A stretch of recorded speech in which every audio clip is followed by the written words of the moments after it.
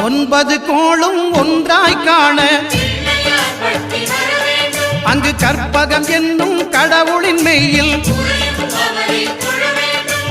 9 கோளும் ஒன்றாய் காண அங்கு கற்பகம் என்னும் கடவுளின் மெய்யில்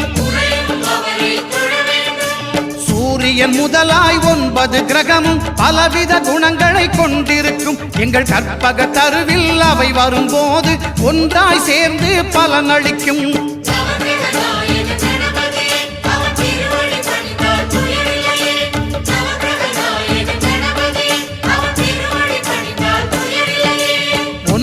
கோளும் ஒன்றாய் காண அங்கு கற்பகம் என்னும் கடவுளின் மெய்யில்